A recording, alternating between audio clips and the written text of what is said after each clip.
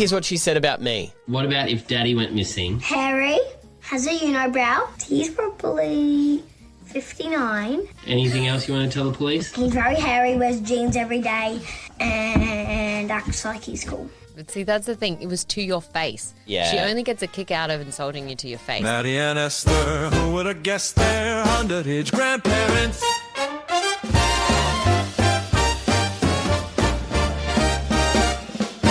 Welcome to Underaged Grandparents. I'm Esther Acton. I'm Matty Acton, and we became grandparents before turning 40. This podcast is all about parenting, grandparenting, and pretty much just trying to stay married as millennials. Stick around and we'll make you feel normal. Bit of housekeeping to kick off today. You'll see Mondays we now put up Am I Overreacting episodes, and you guys are loving them. We get heaps of comments from these ones. 2 weeks ago, I believe, we put one up, and it was about someone who their parents were still catching up with their ex. Yeah. Very weird. Yeah, I wouldn't like it if your mum was hanging out with your my exes. ex-boyfriends. Yeah. No, I think that would be odd. Like, you kind of get it if they're from small towns or something, and it's like family knows the family and you see them occasionally or whatever. I mean, she'd be busy if she was catching up with all of them.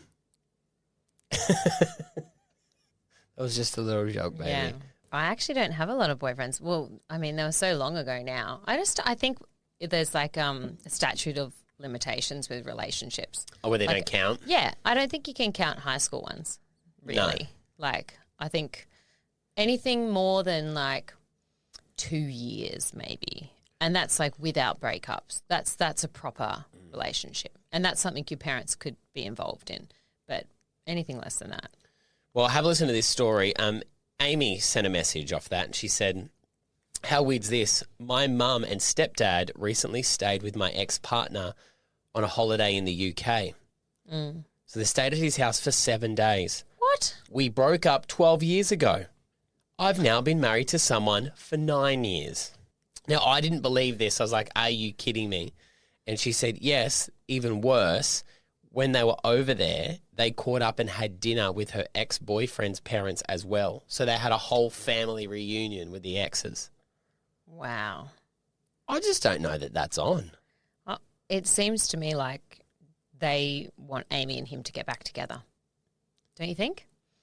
I mean, maybe they're tight ass as if they didn't want to pay for accommodation for a week in the UK. But after she's been married to someone new for 9 years. A 12-year ago relationship, that's just... So they've kept in contact this whole time too. It's not like you don't ring someone from 12 years ago in your life and go, hey, can I stay at your house? Like, you've been chatting to them. I'm going to get Amy's phone number. I feel like we need to talk to Amy, don't you? We need the tea. We need to know what's going on. Why her parents still want her to be with him. Yeah, maybe they hate her current partner. Yeah. I'm not sure. Amy, if you're listening, can you please send us your phone number? I'm going to get to you on Instagram. Send through your Am I Overreacting stories, whether it's you or someone else you think might be overreacting. Underaged Grandparents Podcast is our Instagram, or you can call our phone number, which is set up 0414 886 239. 0414 886 239. Leave a message, text it, do whatever. I'm paying the bill each month, so it would just be nice to have someone call through. Desperate much. That's actually your personal number, but you just, I need friends. No one texts me. Can you be completely honest with me, please? When am I not? Monday morning, when my alarm went off at 4 a.m. to go to work, I rolled over to do a bum squeeze, a good morning bum squeeze, and The dog had moved. all I got was air, and you weren't there. And I was like, oh, that's a bit strange. And then it dawned on me that we'd had a fight, or you were annoyed at me when I went to bed. I was annoyed at you. And you've been telling me all week that you're not even angry, but I feel like you slept up in Eden's bed because you were annoyed at me. Look, I think I was reacting to you and your reaction. I wasn't, like you say, you were annoyed at me, so you did this. But what behaviour had happened over the weekend? Oh, I was a bit grumpy on Sunday. Was I grumpy on Saturday as well?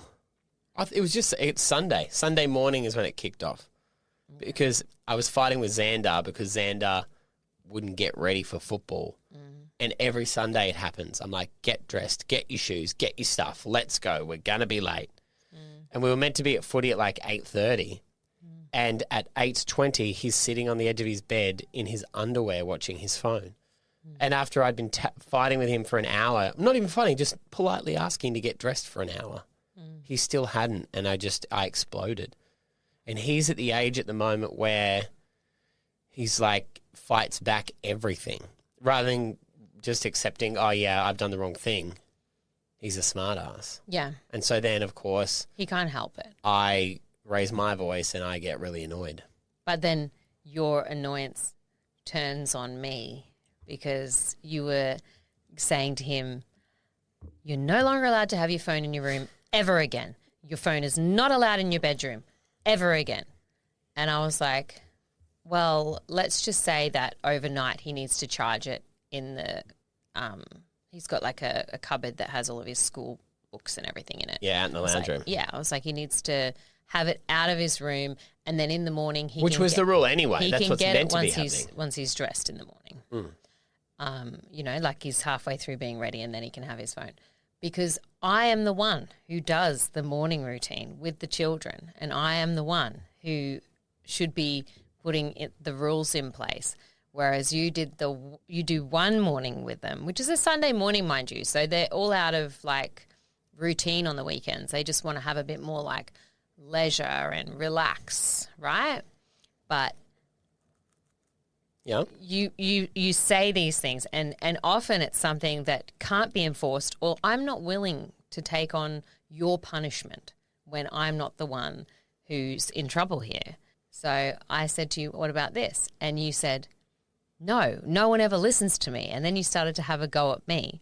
Whenever I try to enforce something that's annoying me, rather than back me up and go, yeah, you should listen to your dad. I do back you up until you start to make like those sorts of statements that are like, I'm like, that rule's never going to happen because he's a 12, 13-year-old boy. He likes to lay on his bed and scroll his phone in the afternoons. Like it's just not going to happen that he can't have his phone in his room. Like it's just not something that I'm willing to like enforce. So I have to remind you that, okay, yes, let's set some more boundaries. Yes, let's make some more rules. Yes, let's make it more cohesive. But also let's not just say the internet is banned in our house. Forever. Yes. You're grounded. I know. You admit you do this when you're angry. Of course, I do. I will admit. I go peak on punishment because... And then you're also like the first person after an argument or when you've been mad to turn into like a pot of jelly and be like, I'm sorry, I was cranky. I'm sorry. That's okay. You don't have to do that now. I do not. You don't have to do that now, my beautiful boy. I love do you. not. And so then I'm like, so we've achieved nothing because not only does he know when you're spurting out the internet is banned in our house forever. I think she's telling me off now. No, does anyone else feel like that? I'm not. I'm just saying. But then you backtrack on it. Do you have friends with their kids who have these same issues? And I feel like this is the hardest part of parenting. And I will admit, being on the same page. We've been like this even with Ethan. Parents are never at an even tether. You know, you say, I'm at the end of my tether. Someone's always got a little bit left or someone's too short or whatever. And you're like, it's how hard is it to get on the same page to go, we need to do something about this and agree on the punishment or how it's going to be enforced? Because I will admit, I do feel like if I want to enforce something, I can never have a say about it. I think sometimes it feels like whatever I want to go, this is what I think is right. It always seems like it's up for negotiation. And that's why Well, it is. Like everything's up for negotiation. I can't make just rules in this house without you. But I feel like sometimes you can. Like what? What are some rules? Like if you said it was not going to be in the room, then that would be it, I feel like. I can't make rules for your time. So if you're not here in the mornings, You can do it for the mornings where you're in charge. I think in a relationship, in a marriage, it's very hard if you have different parenting styles. We don't have different parenting styles. I feel like we're on the same page with that mostly. It's the setting of the rules always has to be negotiated between the parents, negotiated, not like one person in charge, but also not done when you're mad. That's the problem.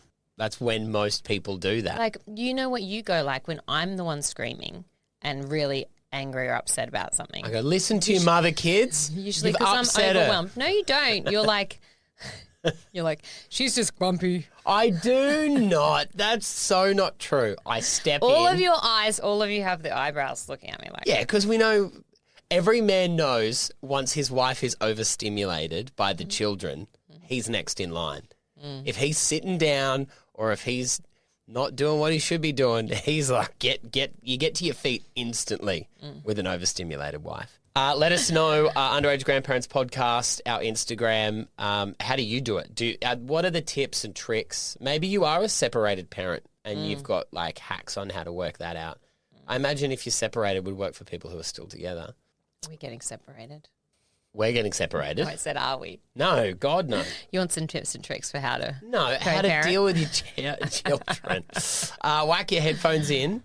I think you sent me this clip. Yeah, I would have.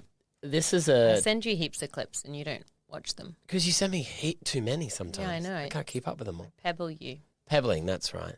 I send you clips as well, but they're not appropriate.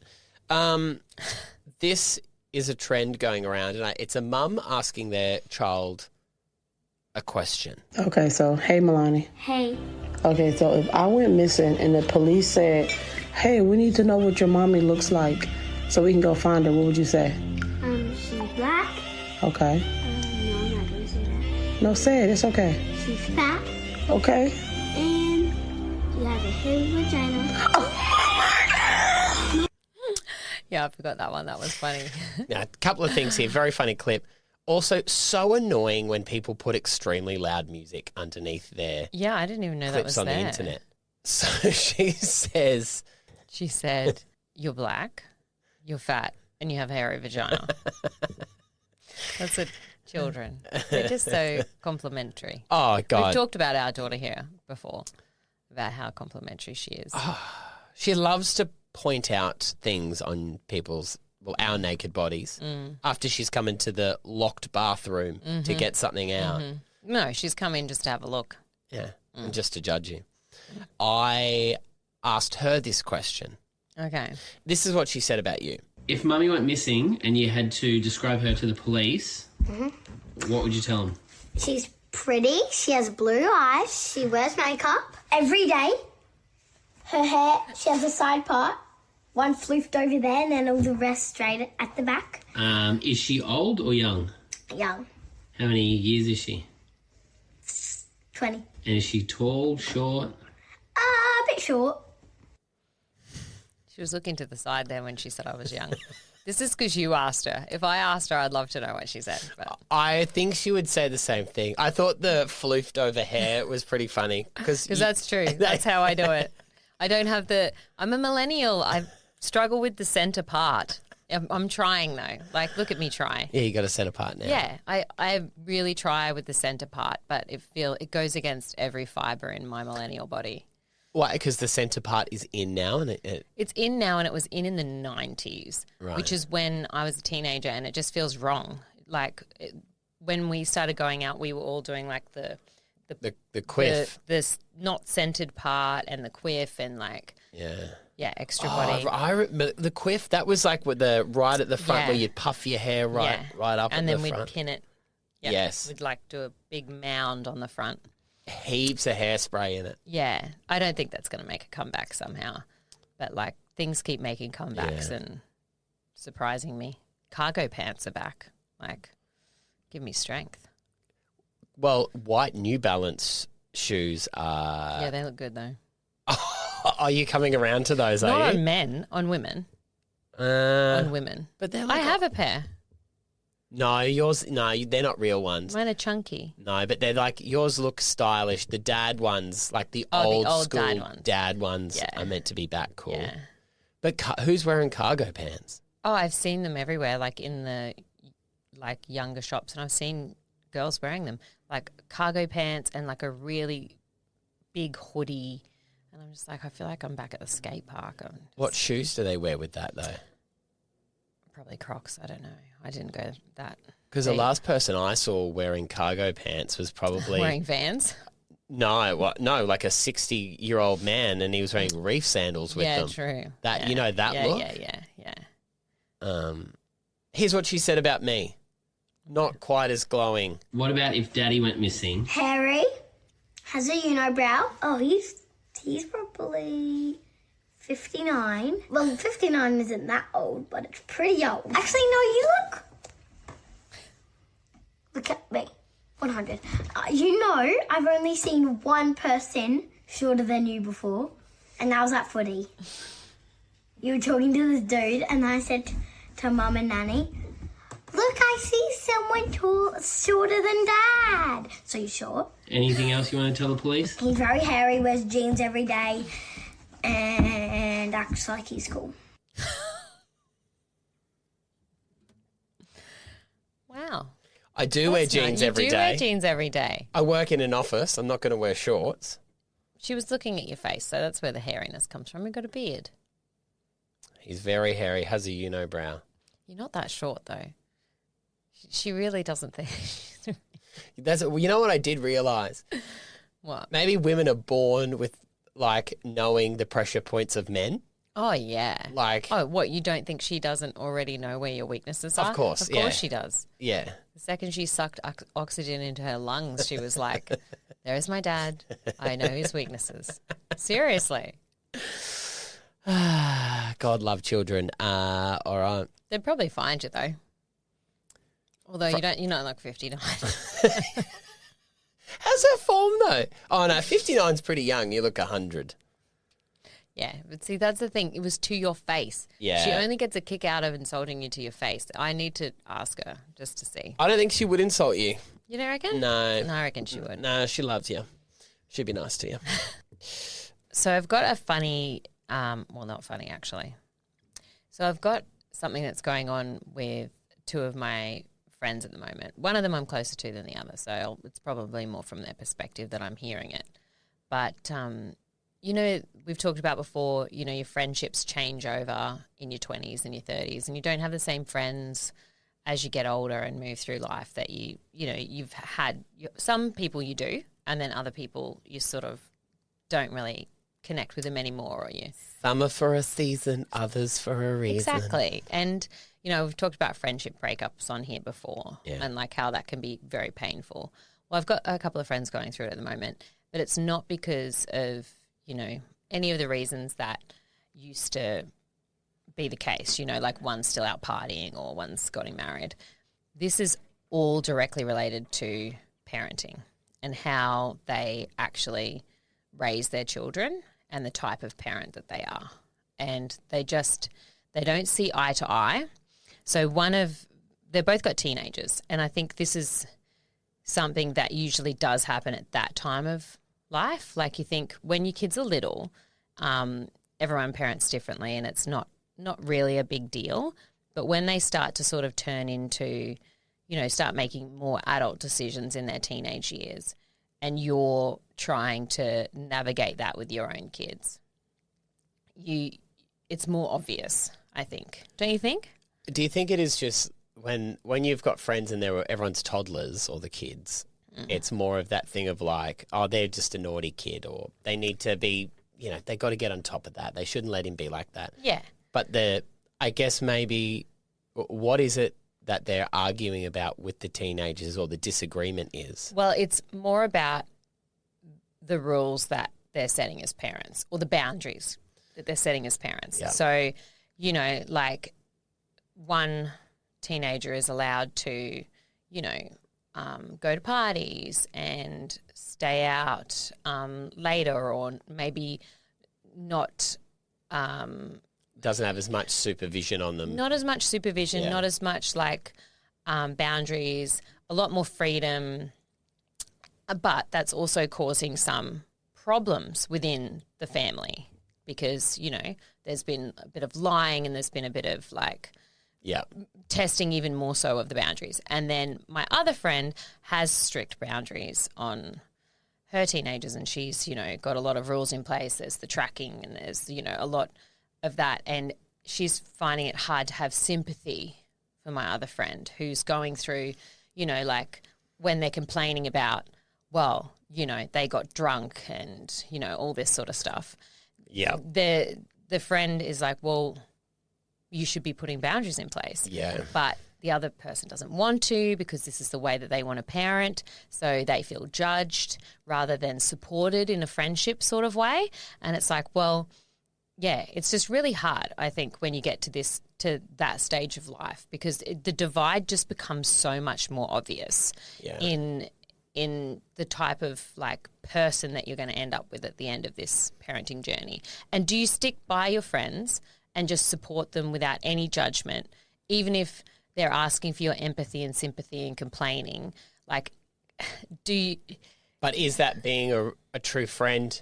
Well, this is by the thing. pretending like you don't care. Like if you've always been honest with each other, and always had that open line of communication where that was your relationship, I guess that other friend is changing the relationship by telling her, no, I don't want to hear about it. I don't want to know what you think I should be doing. They're actually changing the relationship as well. Does that make sense? Yeah. Yeah, then they're saying, well, you have to listen to all my crap, but you can't actually help me do anything about it. You can't actually have any input in my life. Yeah. It's something that happens a lot. I know even in my own life, my mum had a really good friend, and once we hit teenage years and her kids hit teenage years, the parenting divide was so vast that, and my mum said to me at the time, because I always used to, because we'd go on holidays, it was, we're very tight with this family. And she said to me, I just always thought we had the same values and that we always put our children's like well-being and like lives ahead of your own as parents, like in a way, like made a lot of decisions for the kids rather than for themselves. And I think as you get older, you realize, that's not the same in every family. I guess as you grow and change, your moral compass changes as well. Totally. Your values are actually fluid. It's not something that you have the same values your entire life. Yeah. Like you actually do change what you value in each season of your life. And with your kids, they're constantly moving through new chapters, and you're going with them and deciding, what's important here. And it's hard, like people try to say kids don't change you or whatever, but they absolutely do. You're still the same person. Sure.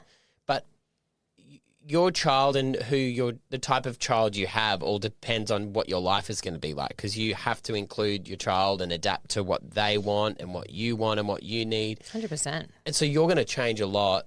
So I can see how, a lot of the friends I had when I was younger who never had children, I don't see them. No. Not because I didn't like them as people, but we just didn't really have anything in common anymore. And I can see if I'm lucky most of my friends parent in a similar way. But I think that's what you gravitate to at different age groups, because Yeah. you want to be around people where, like, because kids can ruin anything. Like that camping trip we were on, there was 15 kids there. If you're not with people who parent similarly and have, like, similar... was there 15 kids there? Yes. And we're a bunch of dirty breeders, aren't we? 17 adults. So, like, it can make or break it. Yeah. It can make or break it, how, like, kids interact and how everyone gets along and how everyone sort of tries to parent similarly. But in the same vein, every kid's different. So it's not like, like I have a bit of sympathy for this friend who's going through it with, like, a kid where they've got less boundaries because, they're just doing their best as well. Yeah. So I don't know, from my perspective, outsider looking in and watching these two sort of very different people, I think it's not worth losing your friendship over, because you know what? All those kids are going to be not in the house in 5 years' time. Just try But I don't think that will ever stop What? the divide in their beliefs, because even when the kids are all moved out, you're still going to have your children's You stories. can say, Becky's in jail now. No, well, not even that bad, but just I think sometimes friendships fizzle out. They do. You can hang on to a friendship for too long. Oh, yeah, I agree. And that's not to say to give up on people, but, you know, just because you're super tight when you're younger, you can still be friends, but if it's not the same friendship, it's not the same friendship. Mm. You can give it a bit of space and time. And I think so. Yeah. Do you think it happens more with mums than it does with dads? I don't know, because I feel like both are involved in that process of like what's allowed and what's not allowed. I feel like you and I will probably butt heads when it comes to our daughter being a teenager, because I feel like you will have very strong opinions about what she, you know, like the rules around that. I will have very strong rules around Xander. I know you will. Yeah. I had very strong rules around Ethan. Yeah. Yeah, see, I'm probably a little bit more relaxed than you on that stuff. I don't know how I turned out to be the strict parent. I don't either. People get quite shocked by that. When Ethan was 16 or 17, we were camping with some friends of ours, and they were like, they were asking if he could have a beer, and I was like, no. Mm. They're like, what do you mean? Like, and my parents let me when I was younger, but I don't know. For me, I didn't want to open that can of worms. No. He wasn't interested in alcohol really, so I didn't think it was worth encouraging it if he didn't want it. And he doesn't really drink now, and that's probably one of the proudest things I have about him, even though Do you think it's because you didn't let him have a beer, though? I think it's because he doesn't really like the taste of it. I don't think it's because I'm not proud of me for that. What I'm saying is we're a drinking family. I grew up in a drinking family, you know. Alcohol's always been around, but he's made the choice to not drink, really. And I don't know, I'm proud that he chose what he wanted rather than just going, oh, well, everyone drinks, I'll drink, you know. We'd love to hear from you if you've been in a situation like this with a friendship, because it seems silly to break up a friendship over parenting styles, but it's, you know, being a parent is a massive part of who you are. For sure. So let us know, Underaged Grandparents Podcast. Hit us up on the socials. Yep. That's us done for another Thursday. Yeah. Don't forget, Am I Overreacting on Monday, our bonus episode. Get stuck into that. And like we said, the phone number, if you want to call that and leave us any messages, we would love to hear from you, 0414 886 239. What are you laughing at? Nothing, just my friendship hotline. It's for you too. I don't even know where the phone is, bro. Yeah, I know because I have it in my office. Okay. Honey, do you know where anything is for this podcast? Yes. You don't even know how to turn the cameras on. I know where my Coke Zero is. That's right. You bring down the most important thing. The fridge Sigs. Do you know how to turn on the Rodecaster where we record the audio to? I could give it a crack. Where do the video clips get uploaded to for our editor Scotty to cut? I don't know. I got you, boo. Don't worry about it. All right. We'll see you guys next week. Don't forget, bonus episode Monday. See you then. Bye-bye.